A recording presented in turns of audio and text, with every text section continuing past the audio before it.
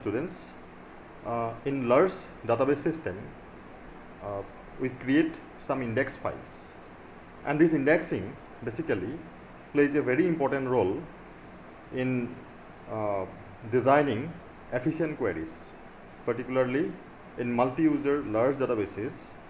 The queries, the indexing can be ways in various ways to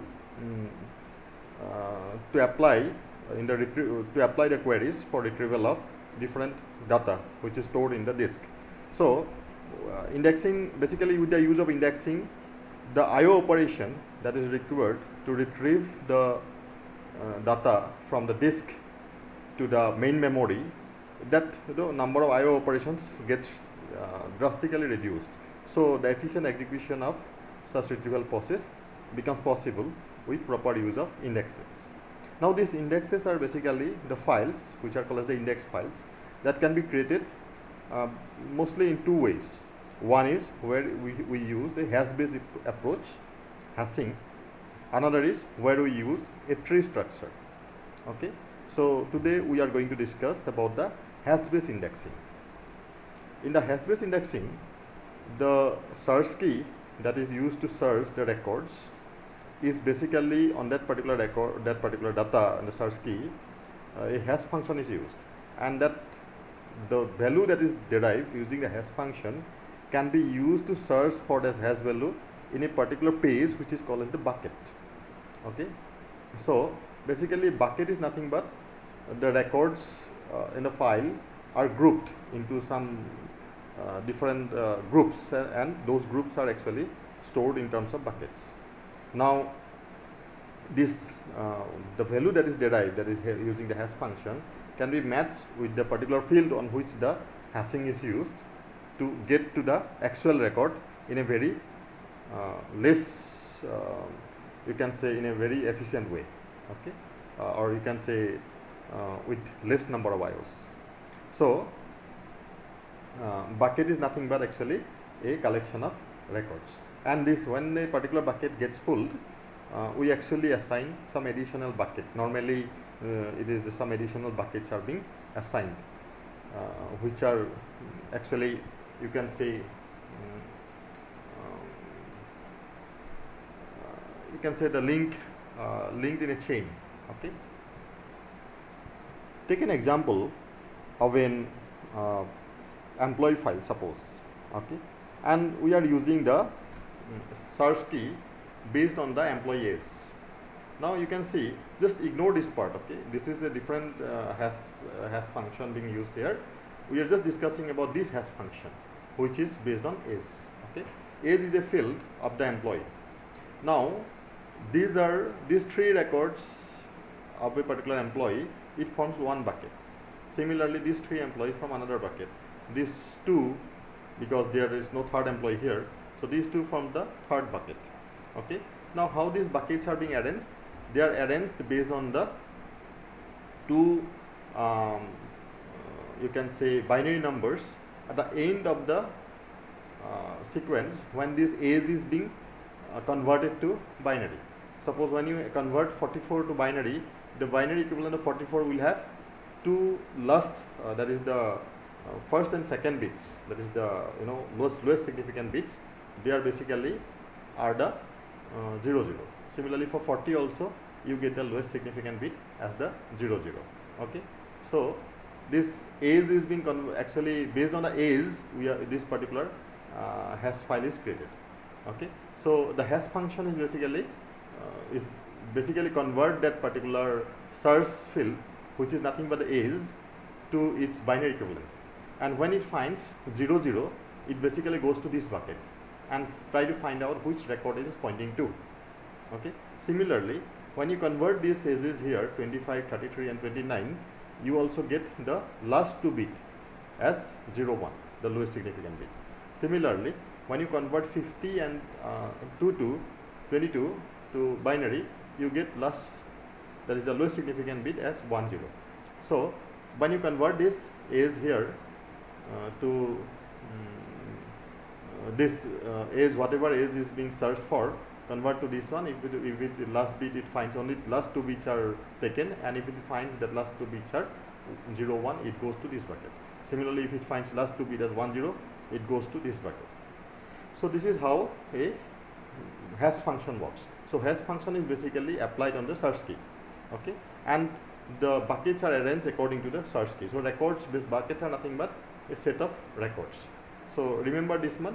So after that we are going to discuss about the algorithms that are mainly used for creating these hash files. Okay.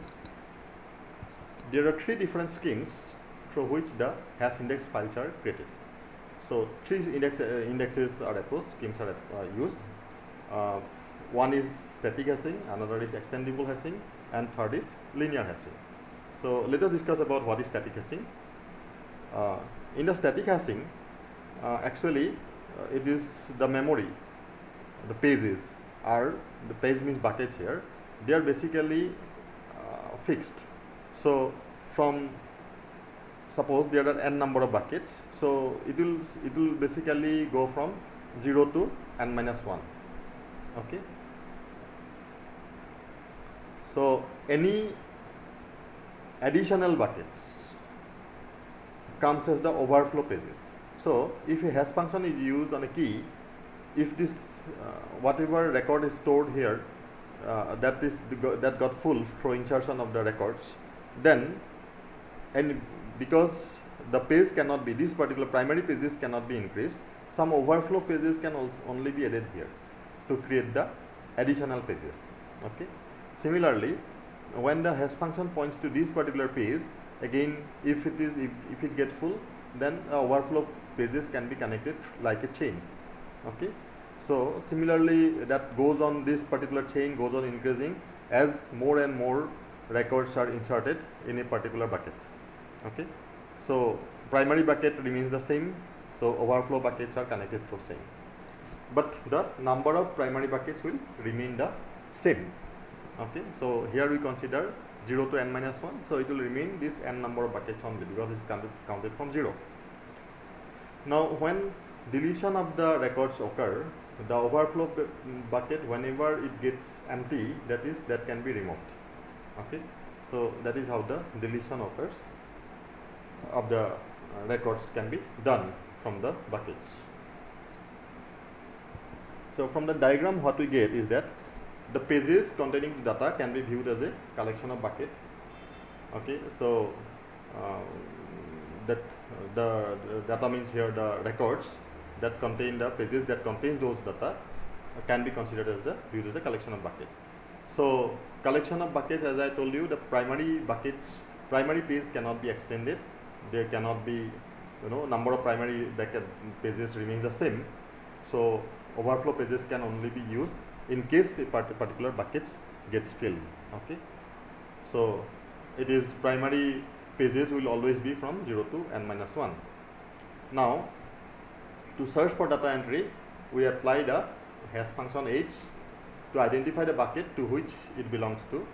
Whenever we are searching for a particular key, so search key, so we apply the hash function on it, and then whatever value is given by that output, as output by that particular hash function, will be taken to identify the particular bucket to which that particular entry belongs. Okay. So that is how the buckets are being. Then we search that particular bucket for that particular record, matching record. Okay. To insert the data entry, we use the hash function to identify the bucket first. Okay, and then put that particular data entry there. Okay. So insertion mechanism occurs that way. One, what you can do is use the key to search. In every operation here, whether you want to search or insert or delete, you have to apply the hash function on the key. Okay, on that particular key value that is given as input. So for searching, it was only searching for that entry or records in the bucket. For insertion, you have to identify the bucket to which the data and the record can be inserted. So wherever the key value will be provided, based on that key value, the bucket will be identified, and then the record containing that particular key value will be inserted. Okay. If the bucket gets filled, you can allocate a new overflow page using a chain connection. Similarly, for deletion also the same approach is used, that is the key is provided, where the hash function is applied on that, and then identify the bucket where the record exists which you want to delete, and then identify the record and delete it, remove it. Okay, if the overflow page, if the record exists in the overflow page and that happens to be the last record in overflow page, then that page becomes free page once that particular record is deleted, so that page can be removed. But remember, the primary pages cannot be removed. So what are the advantages of this particular method, static hashing? One of the very basic advantage of static hashing, since we know that the primary pages are fixed, so the data stored in the primary pages can be stored in the successive location in the disk, so that when you need to retrieve the record, when the query is executed to retrieve the record using the hash indexing, those successive record can be easily retrieved with less number of IOs. Okay, with just 1 or 2 IO operation, the successive records can be retrieved. However, when the overflow pages increases, that particular advantage seems to get disappear, because the cost will get higher once the number of overflow pages increases. Okay. There is another advantage, that is, by initially keeping some 80% full of the primary pages, we can actually avoid the overflow pages. Okay, if in case the file does not grow too much. Okay, if the frequent insertion does not happen, then we can keep the pages 80% full to avoid the overflow pages.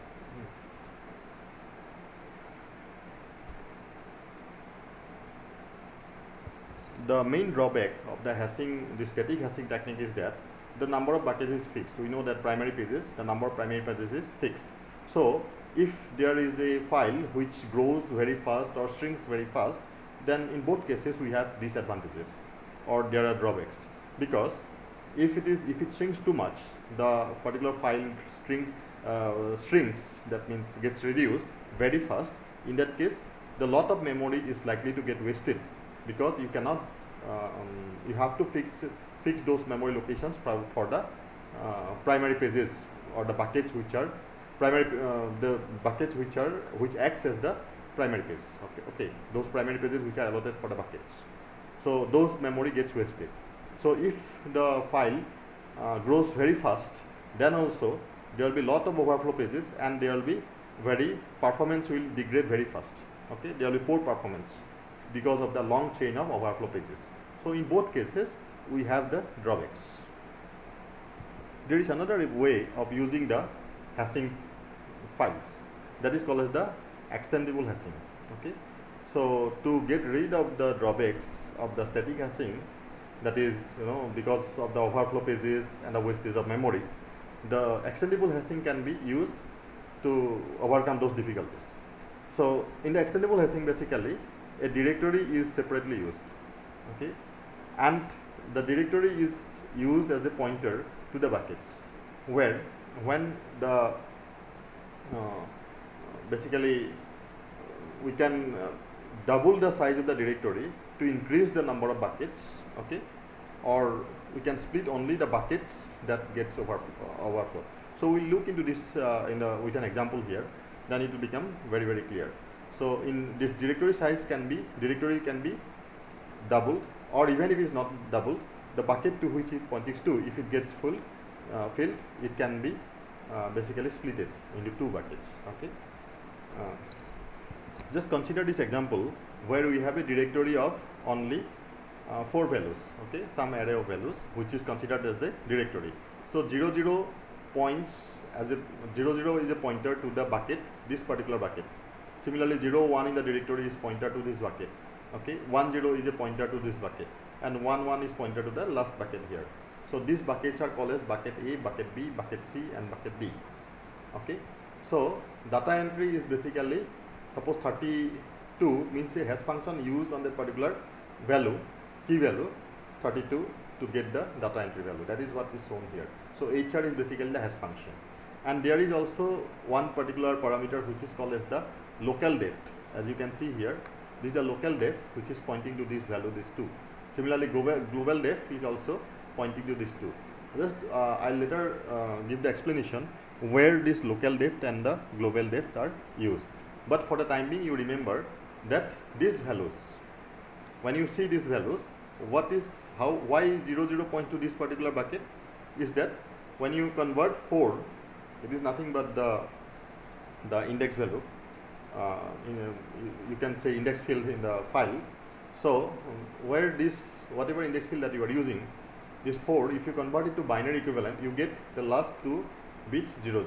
So that is why these two 00 points to 4. Similarly, 12 you convert to binary equivalent, you get last 2 00. 32 also last 2 00. The 16 also the lowest significant is 00. Similarly, for 01 you have 1. 1 is because 1 is obviously 01. So 1 will be in the second bucket. 5 is also you get the lowest significant bit as the 2 bits as 01. In 21 also lowest significant 2 bits are 01. So this comes in the bucket which is pointed to by the directory entry 01. Similarly, directory entry 10 points to 10 and these 3 slots are empty. Similarly, 11 points to the 15, 7 and 19. If you convert these values to binary, you get last 2 bits 11. Okay. Now if we want to insert the hash value 13, suppose there is a data entry, record entry to the bucket for which the 13 is the key value which is to which the hash will be used. So if we apply the hash function to the 13, we get the last 2 bits as 01. So it will go to the second bucket where it is pointed to by the 01. So it will be along with the 1, 5 and 21, that is the second bucket, that is the bucket B. You can see here, this is the bucket B. Earlier it was 1, 5 and 21 only. Now 13 is also inserted here in the fourth entry in the bucket B. Now if there is a new entry that comes as 20 in the form of 20, okay, then hash function applied to 20 gives you this binary value 1000. So you can see this 00 are the 2 last entries. So this 00 are basically indicates the bucket A. But we already know that bucket A is full. Okay, so there is a splitting required if the bucket is full. So this particular bucket will be splitted. So this bucket will be splitted along with and 3 values 4, 12 and 20 will be shifted to this bucket which is now named as bucket A2. But this bucket, there is no place in the directory to store the entry for this bucket because it is a placeholder only for 4 buckets which were already there. So we have splitted the first page, and the first page in the above we have the bucket A as it is, and 32 and 16 remain there in the bucket A. Why this 32 and 16 remain there, that I am going to explain. And then the 3 values along with the 20 are shifted to another bucket. So what is the reason for bringing these 3 values to a new bucket along with the 20, the other 2 values, that also I am going to explain. So here comes the role of local deft and the global deft. Okay, so when this bucket, this directory has to be doubled because those 4 placeholders are already filled. So one bucket has to be splitted. So the third bucket needs to get a space there, which is bucket A2, the last bucket. So it is this directory which was earlier of 2 bits now has to be a that is 2 to the power 3, that is 8 directory entries. Okay, so that is why we can see the global deft now indicates 3 bits. This 3 indicates the 3 bits here. Okay, and the local deft of that particular bucket which is splitted also is 3. As you can see, the local deft written here is 3, while the local deft of other buckets remain 2 as it was earlier. Okay, so I'll just explain this, just why this remain 2 and why this is 3 and how does it affect here, that I'm going to explain. But now for the timing, you see here this, what does 3 means here, that we are considering while identifying the bucket here, we are considering 3 bits in this case. Okay, so in this case 32 and 16 are basically identified now by last 3 bits. Instead, it was earlier last 2 bits which identified these values here in the bucket A. Now the bucket A, the entry in the bucket A are identified by 3 bits. The least significant 3 bits. Okay, so and that is why 32 and 16 remain in the bucket A, whereas the bucket A2, which is also identified using 3 bits, will be the 4, 12 and 20. That means now it is actually 100. Okay, so you can see this 100 identifies the bucket A2. Okay, so that identifies the bucket A2. And for this, the rest of the 3 buckets B, C and D, they are basically identified by the 2 bits. That is why, since now the directory is of 8 entries, so 2 pointers points to each of the bucket. 2 pointers, suppose 001 and 101, both points to bucket B. Similarly, bucket C is pointed to by 010 as well as 110 by the bucket C, and for bucket D it is identified by 011 as well as 111. All 2 entries in the bucket directory points to the same bucket here. Okay, but this A and A2 are identified by the individual entry of the directory here, but the directory size got doubled. Okay, now suppose if you want to enter 9, that is binary equivalent is 1001, right? 9, binary equivalent 9. So now if you want to enter 9, so the last 2 bits here are the 01. That means it indicates the second bucket. But we know from the earlier diagram there that second bucket is also full. So we need to split this bucket also. Okay. So to split this bucket, now the new bucket is created, which you can see here in the down as B2. Okay. So along with, so in the B2 bucket goes the 1, this 5, 21 and 13, whereas 9 makes a place here along with the 1 here. Okay. Now, but the local depth remains the 2. Okay, and the global depth is 001. Now, this entry here is basically, as you can see here, this is the 3 bits identify these values here. That is 101. 3 value. Earlier it was only 01. Now it is identified by, as you can see, it is 101.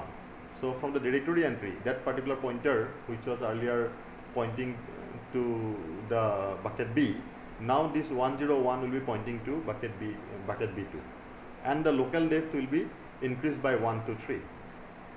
Okay. Whereas here the local depth remains the 2, and this value, this 9 got inserted here. Actually it is nothing but 001. So 001 now points to the 3 bits identify the 1 and 9.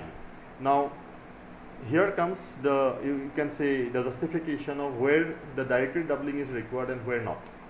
See, whenever you need to split a bucket, if you have noticed this or in this entry operation, when you splitted the bucket A, the directory was doubled. See, whenever the global depth and the local depth are equal and the bucket is full, and you need to split the bucket where global depth and local depth are equal, then you need to double the directory size. If global depth and local depth are not equal, like the last split that we did in case of bucket B, where the global depth was 3 and local depth was 2, so it was not equal. 3 is not equal to 2, right? So when this particular bucket B was splitted, we did not have to double the directory size. We only need to readjust the pointer by pointing with the 3 identifiers bits here. That is, we actually only readjusted the pointer. That is 001 points to the bucket B, whereas 101 points to the bucket B2. Whereas the earlier insertion operation where we had splitted the bucket A, the global depth and local depth were equal, because 2 equal to 2, both were 2 and 2.